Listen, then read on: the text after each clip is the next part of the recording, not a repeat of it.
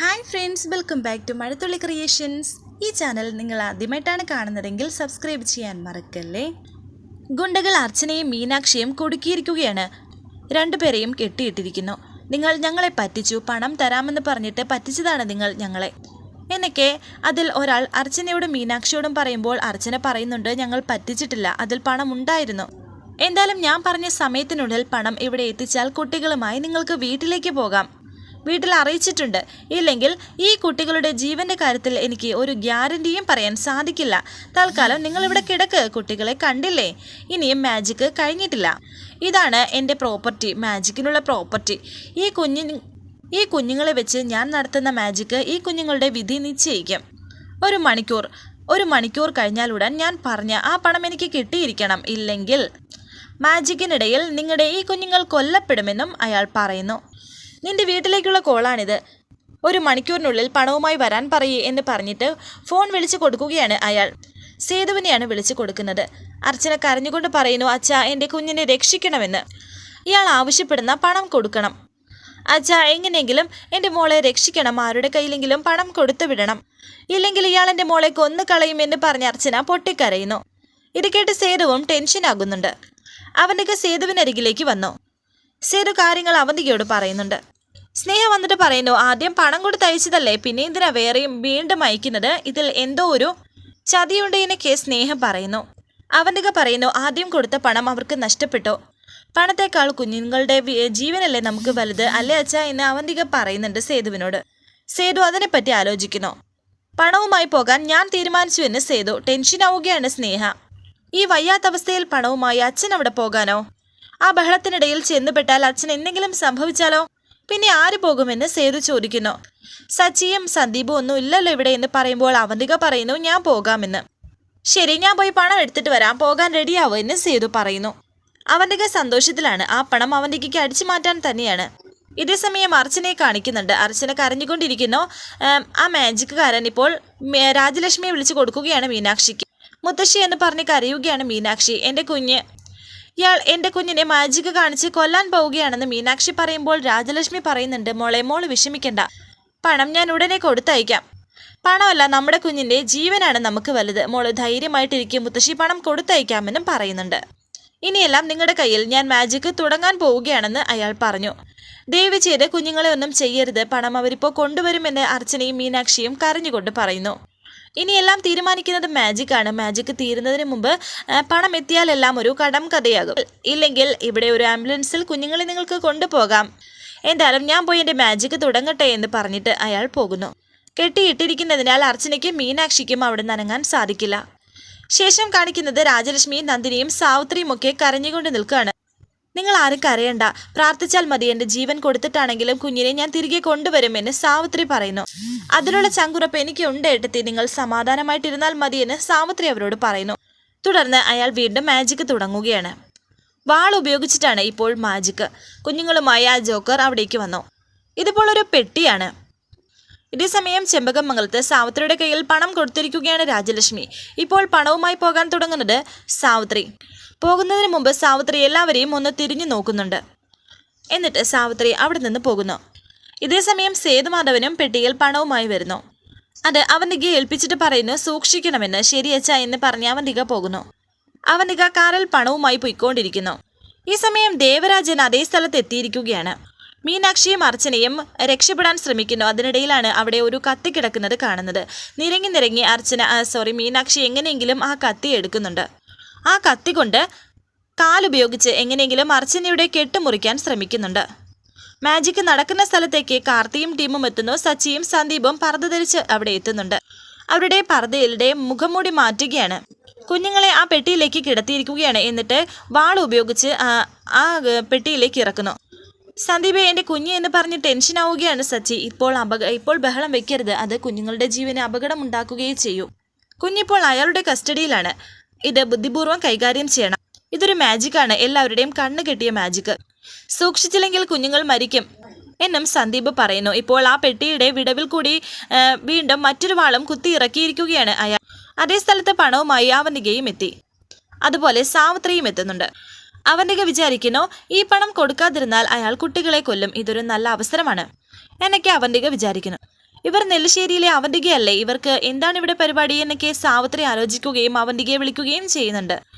പണം എൻ്റെ കയ്യിലുണ്ട്, നമ്മൾ എന്താണ് ചെയ്യേണ്ടത് എന്ന് സാവിത്രി ചോദിക്കുമ്പോൾ അവന്തിക പറയുന്നു, നമ്മളൊന്നും ചെയ്യണ്ട, സമയമാകുമ്പോൾ അവർ വാങ്ങിക്കോളും, തൽക്കാലം നമുക്ക് അങ്ങോട്ട് മാറി നിൽക്കാമെന്നും അവന്തിക പറഞ്ഞു. ഇപ്പോൾ അർച്ചനയുടെയും മീനാക്ഷിയുടെയും കെട്ടഴിച്ചിരിക്കുകയാണ്. അവർ അവിടെ നിന്ന് രക്ഷപ്പെട്ടു പോകുന്നു.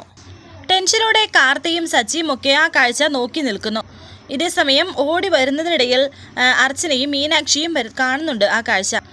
അവർ പെട്ടെന്ന് തന്നെ നെഞ്ചത്ത് കൈവച്ച് ഓടി അവിടേക്ക് വരികയാണ്. അവരിപ്പോൾ ആ കത്തി വലിച്ചൂരുന്നുണ്ട്. വലിച്ചൂരുമ്പോൾ ആ കത്തിയുടെ തുമ്പിൽ ബ്ലഡ്, ചോരയുടെ അംശം. എടാ എന്ന് പറഞ്ഞ് പെട്ടെന്ന് കാർത്തിയും സച്ചിയും ഒക്കെ അവിടേക്ക് ഓടിയെത്തി. അവന്മാരെല്ലാം അടിച്ചൊതുക്കുകയാണ്. ആ വാള് ഇപ്പോൾ അയാളുടെ കഴുത്തിൽ വെച്ചിരിക്കുകയാണ്. ഞങ്ങൾ കുഞ്ഞിന് എന്തെങ്കിലും സംഭവിച്ചാൽ നിന്നെയൊക്കെ പച്ചയ്ക്ക് കത്തിക്കുമെന്നൊക്കെ അവർ പറയുന്നു. സാവിത്രിയും അവന്തികയും അവിടേക്ക് വന്നിട്ടുണ്ട്. ഇപ്പോൾ ആ ബഹളം നടക്കുന്ന സ്ഥലത്തേക്കാണ് സാവിത്രിയും അവന്തികയും എത്തിയിരിക്കുന്നത്. ഇപ്പോൾ ആ മജീഷ്യൻ ആ പെട്ടി തുറക്കുന്നു. പെട്ടിക്കകത്ത് കുഞ്ഞില്ല. പറയടാ, എവിടെടാ കുഞ്ഞുങ്ങൾ, പറയടാ കുഞ്ഞുങ്ങൾ എവിടെയെന്നൊക്കെ ചോദിക്കുമ്പോൾ പറയാം, കാണണോ നിങ്ങൾക്ക് കുട്ടികളെ, ദേ നോക്ക് എന്ന് പറഞ്ഞ് അങ്ങോട്ടേക്ക് ചൂണ്ടിക്കാണിക്കുകയാണ്. ഇപ്പോൾ ഉയരം കൂടിയ ഒരു സ്ഥലത്ത് ജോക്കറിന്റെ കയ്യിലിരിക്കുകയാണ് 2 കുട്ടികളും. അർച്ചനയും മീനാക്ഷിയും അങ്ങോട്ടേക്ക് പോകുന്നു. പണം കിട്ടിയാൽ മാത്രമേ കുട്ടികളെ തരൂ, ഇല്ലെങ്കിൽ അവര് ആ കുട്ടികളെ താഴേക്ക് എറിഞ്ഞു കൊല്ലും എന്ന് ആ മജീഷ്യൻ പറയുന്നുണ്ട്. കൊണ്ടുവന്ന പണം ഞാൻ പറഞ്ഞ സ്ഥലത്ത് വെക്കണം, എങ്കിൽ മാത്രമേ നിങ്ങൾക്ക് കുഞ്ഞിനെ കിട്ടൂ, അല്ലാതെ കുഞ്ഞുങ്ങളെ രക്ഷിക്കാൻ നിങ്ങൾക്ക് സാധിക്കില്ല. കുഞ്ഞുങ്ങളെ ഒന്നും ചെയ്യരുത് എന്ന് സച്ചി അവരോട് പറയുന്നു. അവന്തികയുടെയും സാവിത്രിയുടെയും കയ്യിൽ നിന്ന് സച്ചിയും കാർത്തിയും ആ പണം വാങ്ങി. കുഞ്ഞുങ്ങളുടെ അടുത്തേക്ക് ആരും ചെല്ലരുത്, അങ്ങനെ ചെന്നാൽ കുഞ്ഞുങ്ങളെ വലിച്ചെറിയുമെന്ന് അയാൾ പറഞ്ഞു. എല്ലാവരും വളരെ ടെൻഷനോടെ നിൽക്കുകയാണ്. പണം ആ ഡസ്റ്റ്ബിന്നിൽ വെക്കാൻ പറയുന്നുണ്ട് അയാൾ. എന്നിട്ട് എല്ലാവരും പാർക്കിന് പുറത്ത് പോകണം. ഗേറ്റിനരികിലേക്ക് പോകുന്ന സമയം കുട്ടികളെ നിങ്ങൾക്ക് കിട്ടുമെന്ന് പറയുന്നുണ്ട്. അല്ലാതെ എന്തെങ്കിലും അബദ്ധം കാണിക്കാൻ ശ്രമിച്ചാൽ 2 കുഞ്ഞുങ്ങളും ഇവിടെ നിന്ന് പോകും എന്നൊക്കെ പറയുന്നുണ്ട്. അങ്ങനെ സച്ചിയും കാർത്തിയും ഡസ്റ്റ്ബിന്നിലേക്ക് പണം നിക്ഷേപിച്ചു. ഈ സമയം തന്നെ ജോക്കർ അവരുടെ കയ്യിലിരുന്ന ഒരു കുഞ്ഞുങ്ങളെ താഴേക്ക് വലിച്ചെറിയുകയാണ്. പക്ഷേ മീനാക്ഷിയും അർച്ചനയും അവിടെ പോയി നോക്കുമ്പോൾ അത് കുഞ്ഞുങ്ങളല്ല, അത് ഒരു പാവകൾ മാത്രമാണ്. നമ്മുടെ കുഞ്ഞിനെ ഇവരെവിടെ ഒളിപ്പിച്ചു വെച്ചിരിക്കുകയാണെന്ന് മീനാക്ഷി പറയുന്നു. കുഞ്ഞുങ്ങളെ കിട്ടാതെ പണം കൊടുക്കല്ലേ എന്ന് അർച്ചന വിളിച്ച് പറയുന്നുണ്ട്. കാർത്തിയുടെയും സച്ചിയുടെയും കയ്യിൽ നിന്ന് 2-3 ഗുണ്ടകൾ അവിടേക്ക് വന്ന് പണം തട്ടിയെടുക്കാൻ ശ്രമിക്കുന്നു. കാർത്തിയും സച്ചിയും അവരെ അടിച്ചൊതുക്കുകയാണ്. പെട്ടെന്ന് തന്നെ ആ പണം സാവിത്രിയുടെയും അവന്തികയുടെയും കയ്യിൽ കാർത്തി കൊണ്ടുപോയി കൊടുക്കുന്നുണ്ട്. ആ മജീഷ്യനെ കൈയോടെ പിടിച്ചിരിക്കുകയാണ് സന്ദീപും കാർത്തിയും. രണ്ടുപേരും അവരെ അടിച്ചൊടുക്കാൻ തുടങ്ങുന്ന സമയം പെട്ടെന്ന് അയാൾ അപ്രതീക്ഷിതമായി പോകുന്നുണ്ട്. അതുപോലെ അവന്തികയുടെയും സാവിത്രിയുടെയും കയ്യിൽ നിന്ന പണവും പോകുന്നുണ്ട്.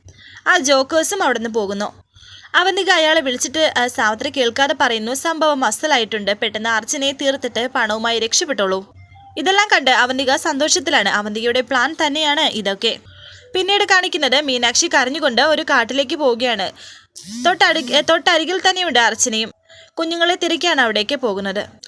2 പേരും ഇപ്പോൾ ഒരുമിച്ച് അന്വേഷിക്കുന്നു. കുറച്ച് ദൂരം പോയപ്പോഴത്തേക്കും ഒരു ചെറിയൊരു കെട്ടിടം, അതിനകത്ത് ആ മജീഷ്യൻ ഇരുന്ന് ചിരിക്കുന്നതാണ് കാണിക്കുന്നത്. 2 പേരും തിരക്കിലാണെന്ന് തോന്നുന്നല്ലോ എന്ന് പറഞ്ഞ് അയാൾ അവർക്ക് മുന്നിലേക്ക് വരുന്നു. പണം തന്നാൽ കുഞ്ഞുങ്ങളെ തരാമെന്ന് പറഞ്ഞിട്ട് ഇനിയെങ്കിലും പറയൂ, ആ കുഞ്ഞുങ്ങൾ എവിടെയാണ്, ഞങ്ങളുടെ കുഞ്ഞുങ്ങൾ എവിടെയാണ്, കുഞ്ഞുങ്ങളെ ഒന്നും ചെയ്യരുത് പ്ലീസ് എന്നൊക്കെ കരഞ്ഞുകൊണ്ട് അർച്ചന പറയുന്നു. അവരിനി ദൈവം തമ്പുരാൻ വിചാരിച്ചാൽ പോലും രക്ഷിക്കാൻ സാധിക്കില്ലെന്ന് പറയുന്നു. ഇയാൾ പറയുന്നത് കേൾക്കുന്നത് മണ്ടത്തരമാണ്, ഇയാൾ ഒരു ചതിയനാണ്. പണം കിട്ടാതെ വന്നപ്പോൾ പണം കിട്ടിയപ്പോൾ വാക്ക് മാറ്റിയ ചതിയൻ. വാ, നമുക്ക് കുഞ്ഞുങ്ങളെ രക്ഷിക്കണമെന്ന് മീനാക്ഷി പറയുമ്പോൾ വെയിറ്റ്, ഞാൻ പറഞ്ഞില്ലേ, ദൈവം തമ്പുരാൻ വിചാരിച്ചാൽ പോലും കുഞ്ഞുങ്ങളെ രക്ഷപ്പെടുത്താൻ സാധിക്കില്ല. Because I am the God. അവരുടെ ആയുസിന്റെ നീളം നിശ്ചയിക്കുന്നത് ഞാനാണ്. അവർക്ക് ഈ സുന്ദരമായ ലോകം കാണാനും കേൾക്കാനും വളരെ കുറച്ച് സമയം മാത്രമേ ഉള്ളൂ എന്ന് പറയുന്നു. നിങ്ങൾ ആരാണ്, എന്തിനാണ് ഇങ്ങനെയൊക്കെ ചെയ്യുന്നത്, ദയവ് ചെയ്ത് ഞങ്ങളുടെ കുഞ്ഞുങ്ങൾ എവിടെയാണെന്ന് പറയൂ എന്ന് അർച്ചന ചോദിക്കുന്നു. ആ കുഞ്ഞുങ്ങൾ എങ്ങോട്ടും പോയിട്ടില്ല, ഇവിടെ തന്നെയുണ്ട്. അവർക്ക് കളിക്കാനായി ഞാനൊരു പാവക്കുഞ്ഞുങ്ങളെ കൊടുത്തിട്ടുണ്ട്. അത് വെറും ഒരു പാവക്കുഞ്ഞുങ്ങളല്ല, അതിനകത്ത് ഒരു ചെറിയ എക്സ്ട്രാ ഫിറ്റിംഗ്സ് ഉണ്ട്, ഒരു സ്മോൾ ബോംബ്. അത് കേട്ട് ഞെട്ടി നിൽക്കുകയാണ് അർച്ചനയും മീനാക്ഷിയും. പക്ഷേ സമയം വളരെ വൈകിപ്പോയി. ഏതാനും നിമിഷങ്ങൾക്കകം എല്ലാം നിശ്ചലമാകും. 16 പീസുകളായി ചിന്നിച്ചിതറും. നീ എന്നെ കോമാളി എന്നല്ലേ വിളിച്ചത്? എന്നേക്കാൾ വലിയൊരു കോമാളിയുണ്ട്. ആരാണെന്നറിയാമോ? രംഗബോധമില്ലാത്ത കോമാളി. അവനിപ്പോൾ ഇവിടേക്ക് കടന്നു വരും, നിന്റെയൊക്കെ കുഞ്ഞുങ്ങൾക്ക് പരലോകത്ത് അടിച്ചു വെച്ചിരിക്കുന്ന വിസയുമായിട്ട് എന്ന് അയാൾ പറയുന്നു. ദൈവത്തെ ഓർത്ത് നിങ്ങൾ അവരെ ഒന്നും ചെയ്യരുത്, എവിടെയാണ് കുഞ്ഞുങ്ങളുള്ളതെന്ന് പറഞ്ഞിതാ എന്നൊക്കെ അർച്ചന പറയുന്നു. ഈ സമയത്ത് തന്നെ സച്ചിയും കാർത്തിയും സന്ദീപും ഒക്കെ അവിടേക്ക് വരുന്നുണ്ട്.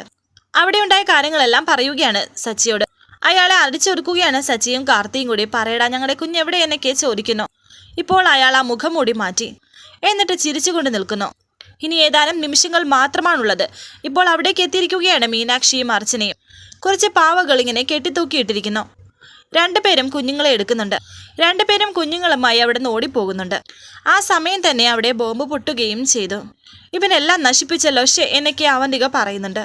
അവന്തിക മനസ്സിൽ വിചാരിക്കുന്നുണ്ട്. പിന്നീട് കാണിക്കുന്നത് ഇപ്പോൾ ആ പാർക്കിൽ എത്തിയിരിക്കുകയാണ് ACP നോക്കുമ്പോൾ രണ്ട് കുടുംബവും കുഞ്ഞുങ്ങളുമായി അങ്ങോട്ട് വരുന്നുണ്ട്. എന്താ കാർത്തി, നിങ്ങളുടെ വീട്ടാവശ്യങ്ങൾക്ക് ഉപയോഗിക്കാനുള്ളതാണോ ഈ പോലീസുകാർ? അതോ ഈ ഏമാമാര് ഞാൻ ACP ആയി ചാർജ് എടുത്ത വിവരം അറിഞ്ഞില്ല എന്നുണ്ടോ? കാണാതായ കുഞ്ഞിനെ കണ്ടെത്താൻ കോടതി പോലീസിനെയാണ് നിയമിച്ചത്. അല്ലാതെ മേഡം തന്നെ അതിന് തുനിഞ്ഞിറങ്ങിയാൽ ഞങ്ങൾ പാവം പോലീസുകാർക്ക് അത് പണിയില്ലാതാകും. ഈ മേഡത്തോടു കൂടിയാണ് അത് പറഞ്ഞത് എനിക്ക് ACP പറയുന്നു. അവിടേക്ക് ആ ഗുണ്ടകളും എത്തിയിരിക്കുന്നുണ്ട്. പോലീസ് അവരെ കൊണ്ടുവന്നിരിക്കുകയാണ്. ആ കൊണ്ടുവന്ന അയാളെക്കുറിച്ച് പറയുകയാണ് ACP. ഇവൻ ആരാന്നറിയാമോ? ഒരു നൊട്ടോറിയസ് ക്രിമിനലാണ്.